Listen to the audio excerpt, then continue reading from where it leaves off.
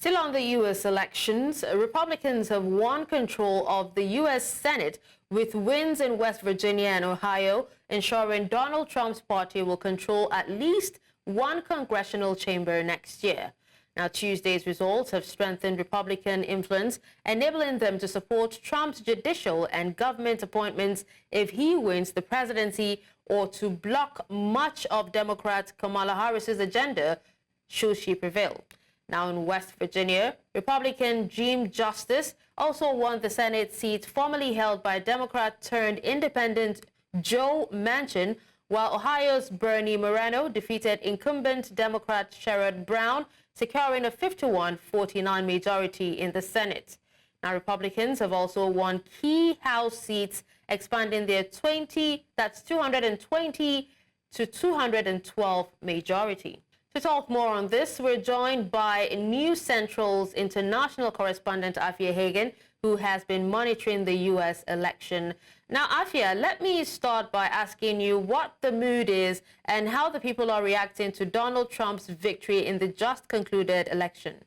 Well, it's just after 9 a.m. here in Washington, D.C., and the city is just waking up to the realization that Donald Trump has won another term in office. Now, I have Darren here with me, and he has been expressing his disappointment at this election result. Now, Darren, I know that you are a Harris supporter.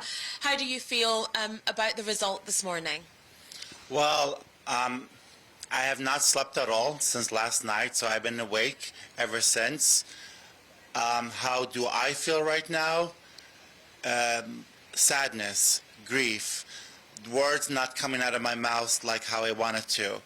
Everyone texting each other, and it's a moment where I have to be strong for my friends because they're taking this much harder than someone else. Everyone is processes this differently. So complete, utter sadness and shock, speechless. I left the watch party still optimistic, still holding on to perpetual optimism. Even until 4 o'clock in the morning, I still was that person.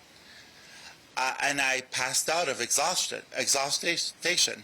And I woke up 2 hours later, and then to all the notifications saying he's back in power. Why do you think that he is back in power? Why do you think the polls got it so wrong? And why do you think the optimistic message of the Harris-Walz campaign just didn't cut through this time? I believe something happened to elect him back into power because she gave us hope, because this country was so divided. We knew how divided we was. When she stepped into the race, she gave us hope, and we were so optimistic, and we still are. 100%, I knew she was going to be the next president and take that chair, and she deserves that chair. Something happened, and I don't know what, because I'm not in the politic world, but I'm shocked. I am just utterly shocked. Donald Trump said in his speech that he gave in the early hours of this morning that he will try and unify the country. Do you think that's possible? No. We saw what he did those 4 years he was in power. While he left, he got angrier and angrier and angrier. He's going to come back on full revenge mode, and we're going to see the rest of his anger, and we have been seeing that and reading that in his Project 2025 vision. Well, Darren, thank you so much for taking the time to talk to us this morning. Thank you. Thank you. And Darren, they're expressing the sadness and the frustration that a lot of people who voted for Harris-Walz, who were part of the Harris-Walz campaign, will be feeling this morning.